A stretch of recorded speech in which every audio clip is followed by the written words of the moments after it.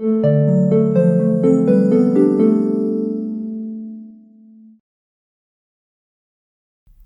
And welcome to the world wide post. दोस्तों, India और election commission को लेकर बड़ी खबर निकल कर आ रही है। आज हम बात करेंगे इंडिया के 2024 के इलेक्शन के बारे में और इलेक्शन कमीशन के कंसर्न्स पर भी हम बात करेंगे। ये इलेक्शन सिर्फ वोटर टर्नआउट के हद तक नहीं है, बल्कि कई और इश्यूज को लेकर भी ना ये इलेक्शन बहुत ज्यादा चर्चित रहा है। देखो अगेन, मैं इस वीडियो में ना वोटिंग एग्जिट पोल के बारे में बिल्कुल भी नहीं बोलूंगा, क्योंकि ऑलरेडी रात के 2 बज चुके हैं जब मैं ये वीडियो रिकॉर्ड कर रहा हूँ। तो जब तक मैं बोलूंगा मॉर्निंग हो जाएगी, आपको रिजल्ट ऑलरेडी मिल चुका होगा, तो कहने का कुछ मतलब मीनिंगलेस हो जाएगा गाइस। तो इसके बाद तो ये टॉपिक के बारे में मैं नहीं बोलूंगा। वेरएस इस बार के लोकसभा इलेक्शन में ना इंडिया ने एक वर्ल्ड रिकॉर्ड बनाया है और काफी सारी जो डेमोक्रेसी थे ना वो जरूर ज्वेलस फील कर रही होगी इंडिया के बारे में। इलेक्शन कमीशन के मुताबिक टोटल 642 मिलियन यानी 64 करोड़ से भी ज्यादा लोगों ने ना वोट किया है इस बार। ये नंबर वाकई में शॉकिंग है। ये सिर्फ वोटर टर्नआउट तक नहीं है, बल्कि ये डेमोक्रेसी की बहुत बड़ी जीत को भी दिखाता है गाइस दुनिया को। जो G7 कंट्रीज है ना, उनकी टोटल पॉपुलेशन से ये टर्नआउट लगभग 1.5 गुना ज्यादा है। अगर आप यूरोप यूनियन के 27 देशों को इकट्ठा कर लोगे ना, तब भी ये टर्नआउट उनसे 2.5 गुना ज्यादा होगा। ये नंबर ये दिखाता है कि इंडिया के इलेक्शंस वाकई में बहुत ज्यादा यूनिक है और बड़ी रेस्पॉन्सिबिलिटी के साथ आती है। और ये भी दिखाता है कि लोग कितने एंगेज है अपने डेमोक्रेटिक प्रोसेस में देश को आगे बढ़ाने के लिए। इलेक्शन कमीशन ऑफ इंडिया ने एक अनप्रेसिडेंटेड अचानक से प्रेस कॉन्फ्रेंस बुलाई, जहां उन्होंने इलेक्शन से जुड़े कई सारे इंपॉर्टेंट इशू को एड्रेस किया। ठीक है, सवाल तो होगा ना, मतलब बहुत सारे मिनिस्टर्स के दिमाग में, बहुत सारे लोगों के दिमाग में कि क्या क्या हो गया यहाँ पर, ये गलत था, वो सही था। तो सभी कंसर्न्स को रेज करने यहाँ पर एक प्रेस कॉन्फ्रेंस रखा गया। Chief election commissioner Rajiv Kumar ने कहा कि उन्होंने हमेशा ट्रांसपेरेंसी मेंटेन करने की कोशिश की है और फेक नैरेटिव्स के खिलाफ लड़ रहे हैं। ये प्रेस कॉन्फ्रेंस वोट काउंट होने से एक दिन पहले बुलाई गई थी गाइस।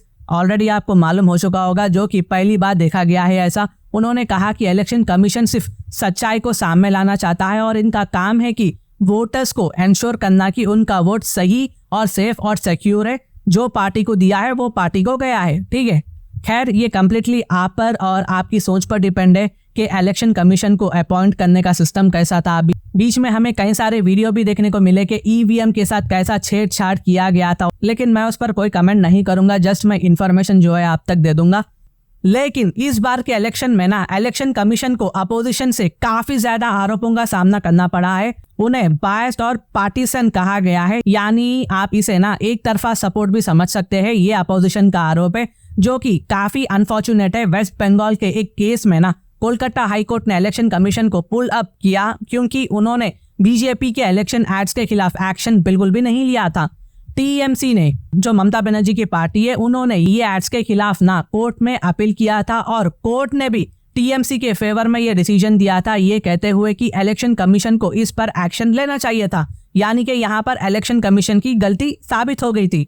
इस बार इलेक्शन कमीशन ने काउंटिंग प्रोसेस में ना कुछ चेंजेस किया है। पहले पोस्टल बैलॉट्स को पहले काउंट किया जाता था, मगर इस बार उन्होंने डिसाइड किया है कि पोस्टल बैलॉट्स और इलेक्ट्रॉनिक वोट्स को साइमल्टेनियसली काउंट किया जाएगा। अपोजिशन ने इस पर अपनी नाराजगी जो है जताई है और सवाल उठाया है कि रूल्स क्यों चेंज किए गए हैं।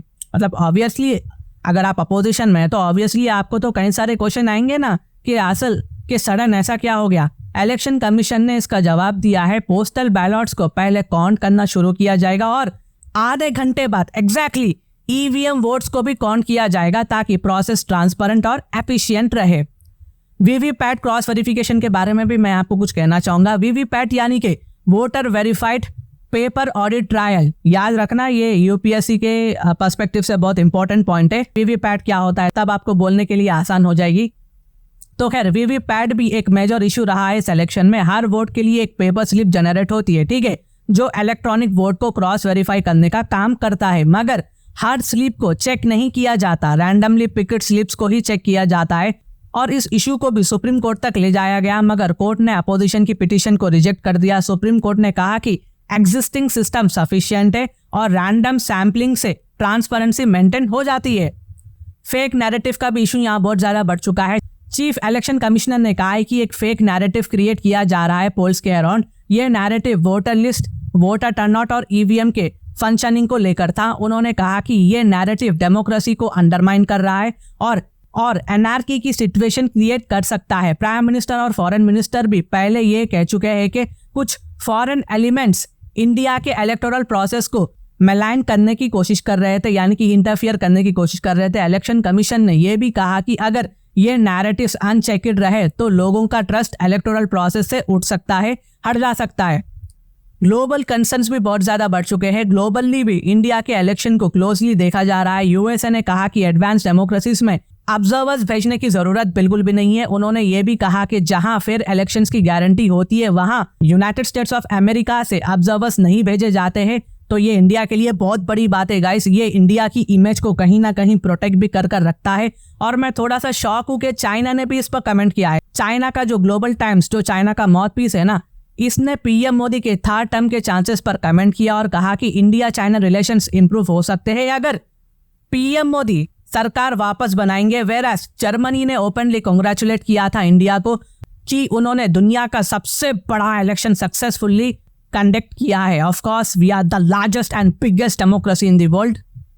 इलेक्शन कमीशन के एफर्ट्स और उनके ऊपर लगाए गए आरोप एक बड़ा डिबेट है गाइस, एक बड़े डिबेट का हिस्सा बन चुके हैं। ये बात भी समझना जरूरी है कि इलेक्शन कमीशन पर लगाए गए आरोप सिर्फ उनकी क्रेडिबिलिटी को नहीं बल्कि पूरे इलेक्टोरल प्रोसेस की इंटीग्रिटी को भी चैलेंज कर सकता है। ये जरूरी है कि हम एक मैच्योर डेमोक्रेसी की तरह इन कंसर्न्स को हैंडल करें, समझदारी से इसे खत्म करें और इंश्योर करें कि हर वोट काउंट हो और हर वोटर की आवाज सुनाई दे। कंक्लूजन अगर मैं बोलूँ तो दोस्तों ये थी कुछ detail overview of India's record breaking election और इलेक्शन कमीशन के कंसर्न्स के बारे में। ये इलेक्शन सिर्फ एक पॉलिटिकल इवेंट बिल्कुल भी नहीं है बल्कि एक डेमोक्रेटिक प्रोसेस की बहुत बड़ी जीत है। आज यानी कि 4 जून 2024 को आज देखना होगा कि रिजल्ट क्या आता है जो भारत का फ्यूचर डिसाइड करेगा और क्या इसको ओपनली एक्सेप्ट किया जाता है या फिर से कुछ एलिगेशंस आते हैं। ये तो देखने वाली बात होगी। डेमोक्रेसी की स्ट्रेंथ इसमें है कि हम अपने सिस्टम पर ट्रस्ट रखें और हाँ, हो जाती है हमसे बाद औकात गलती, लेकिन हमें ट्रस्ट को रखना बहुत ज़्यादा ज़रूरी है और हमें इसे और बेहतर बनाने की कोशिश करनी चाहिए। आपके क्या थॉट्स है इस बार के इलेक्शन के बारे में कमेंट्स में ज़रूर बताइए। शुक्रिया। इंटरनेशनल अफेयर्स के लिए आप मेरे चैनल को सब्सक्राइब कर सकते हैं। Thank you for watching, thank you for hearing and I always say God bless you all.